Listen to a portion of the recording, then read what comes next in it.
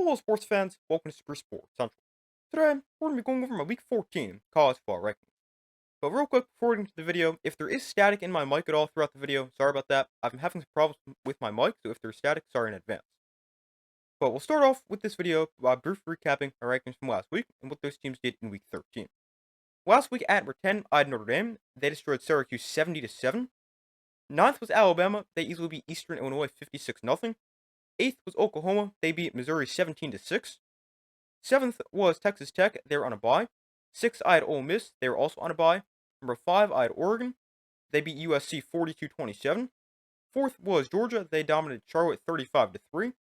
Third was Texas A&M. They crushed Samford 48-0. Second was Indiana. They were on a bye. And number 1 was Ohio State, and they beat Rutgers 42-9. But getting into this week's rankings, beginning things at number 10, I've got Notre Dame. Notre Dame, they remained at number 10 after they destroyed Syracuse, winning 70-7. And this was an insane performance for Notre Dame. They went 21-0 before the offense even stepped foot on the field because they had 2 pick sixes, and they also blocked a punt and returned it for a touchdown. And then once the offense did hit the field, they were also great. But Jeremiah Love, he continued his Heisman case, and he should be the Heisman frontrunner at this point, as he ran for 171 yards and 3 touchdowns on just 8 carries. That is 21.4 yards per attempt. And as a team, Notre Dame, they ran the ball for 329 yards and 6 touchdowns, while averaging 13.7 yards per carry.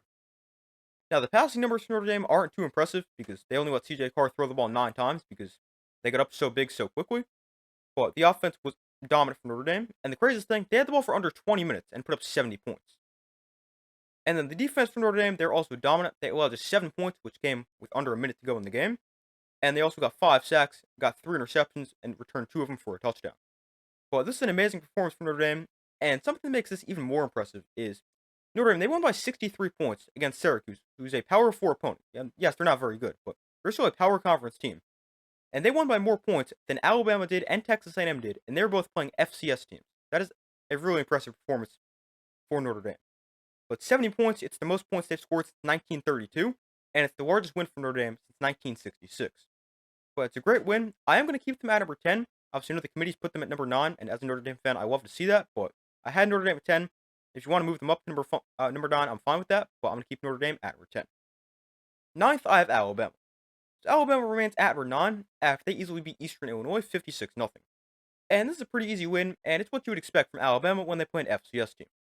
The Alabama, they finally got the run game going. It only took playing the FCS team for that to happen, but they ran for 269 yards and 8 touchdowns, although they weren't great throwing the ball, as Ty Simpson threw for just 147 yards and 2 interceptions.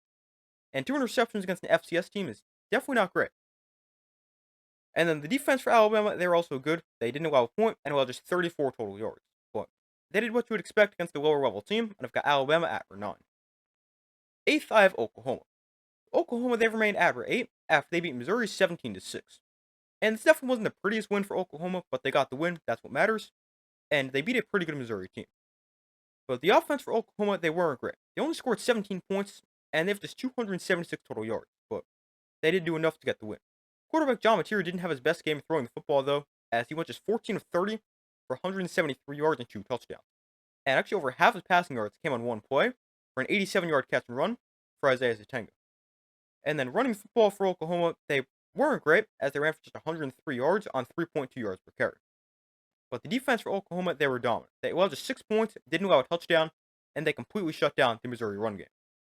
But it's a good win for Oklahoma. It's definitely not their best game. I do worry a little bit about their offense, especially as we get closer towards the playoffs.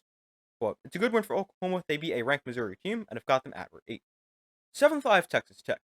So Texas Tech remains at number 7. They're on a bye this week. They're throwing 10-1, and they're in a great spot to potentially win the Big 12 and make the college football playoff. Next week, they face West Virginia.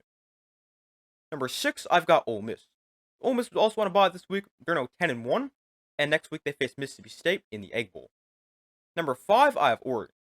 So Oregon, they've remained at number 5 after they convincingly beat USC 42-27. And this is a pretty good performance for Oregon because they beat a pretty good USC team by 15 points. But the offense for Oregon was great. They scored 42 points, and they were very effective through the air and on the ground.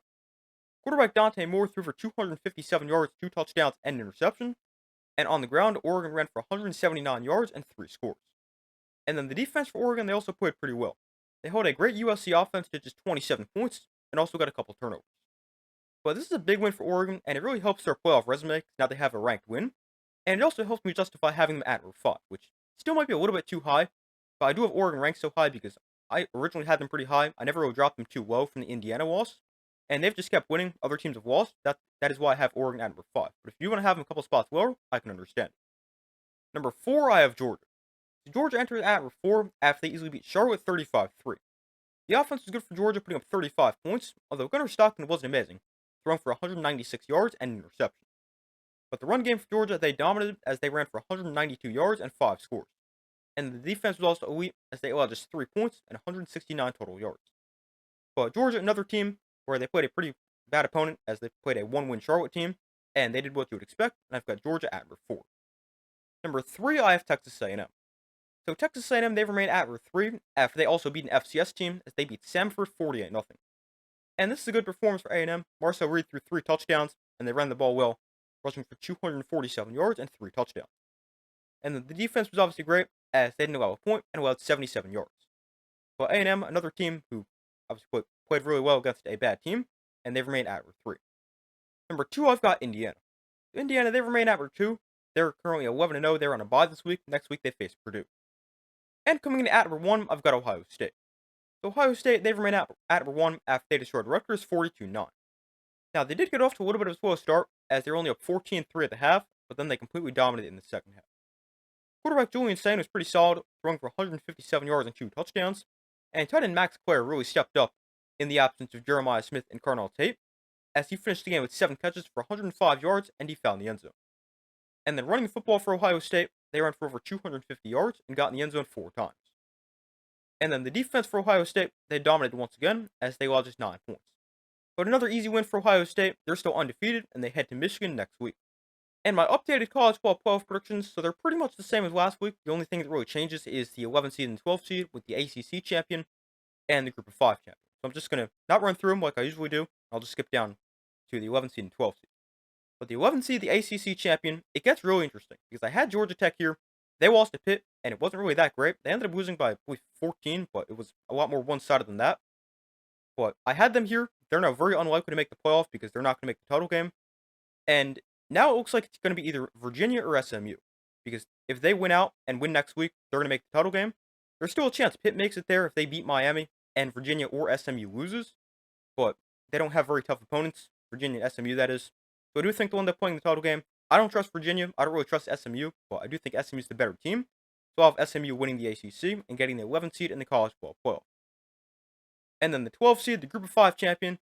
I had James Madison here at 12-1 winning the Sun Belt, but they're not ranked. Tulane is ranked. They look like they've got a great opportunity to win the American and make the college football playoff. So I'm going to switch my prediction to Tulane going 11-2 and winning the American. Well, those are my Week 14 college football rankings. Thank you guys for watching. Be sure to like this video, subscribe, turn notifications. I do my best to put as often as possible, and I will see you in the next video.